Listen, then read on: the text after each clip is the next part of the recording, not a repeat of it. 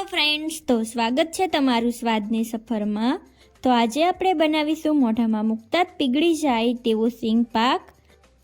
ના તો દાણા શેકવાની ઝંઝટ કે ના તો ફોતરા કાઢવાની મહેનત, માત્ર 15 મિનિટમાં તમે આ સિંગ પાક તૈયાર કરી શકો છો।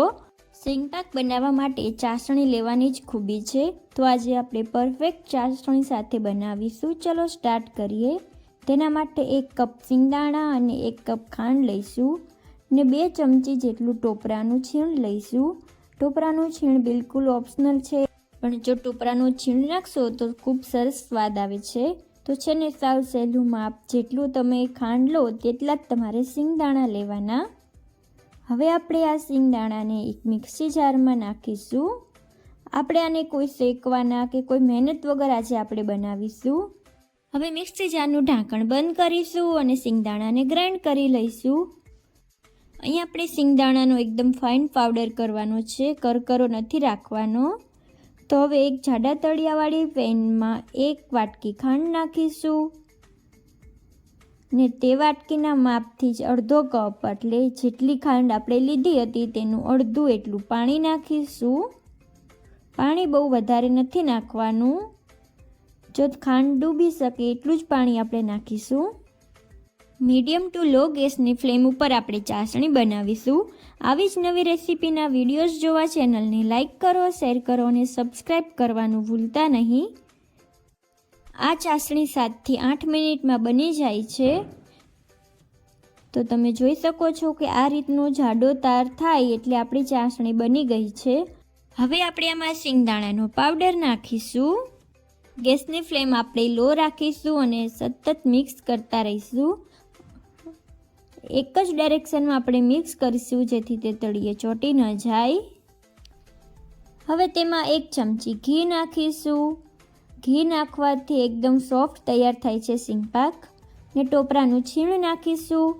ટોપરાના છીણથી આપણા સિંગ પાકમાં ખૂબ સરસ સ્વાદ આવે છે ને તેને પણ આપણે મિક્સ કરી લઈશું। ગેસની ફ્લેમ એવું લાગે તો તમે બંધ કરી શકો છો, જેથી તે તળિયે ચોંટે નહીં।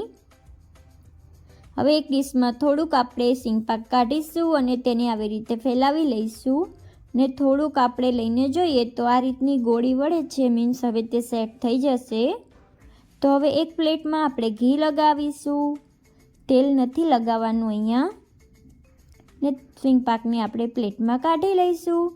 એક વાટકીના તળિયે ઘી લગાવીશું અને આપણો સિંગ પાક ગરમ હોય ત્યારે જ તેને આપણે પ્લેટમાં સેટ કરી લઈશું।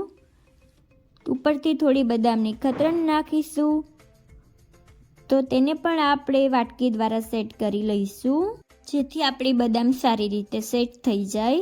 હવે આપણે આ સિંગ પાકને 6 થી 7 કલાક માટે સેટ થવા દઈશું, પછી જ આપણે આને કટ કરીશું।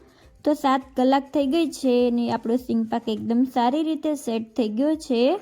હવે તેને આપણે નાના નાના પીસીસમાં કટ કરીશું। તમે તમારા અકોર્ડિંગ કોઈ પણ શેપમાં કટ કરી શકો છો। તો મેં અહીંયા સ્ક્વેર શેપમાં પીસ કટ કરી લીધા છે। હવે એક પીસ કાઢીને જોઈએ તો તમે જોઈ શકો છો કે આપણો સિંગ પાક એકદમ પરફેક્ટ તૈયાર થયો છે ને તેને ભાંગીને જોઈએ તો તમે જોઈ શકો છો કે મોઢામાં મૂકતા જ પીગળી જાય તેવો એકદમ સોફ્ટ તૈયાર થયો છે। આ સિંગ પાકને આપણે એક પ્લેટમાં કાઢી લઈશું।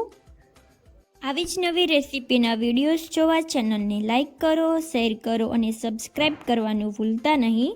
બાજુમાં આપેલું બેલ આઇકન દબાવો, જેથી વિડીયોની નોટિફિકેશન સૌથી પહેલાં મળે। તો મને કોમેન્ટ કરીને જરૂરથી જણાવજો કે તમને રેસીપી કેવી લાગી। Thank you for watching.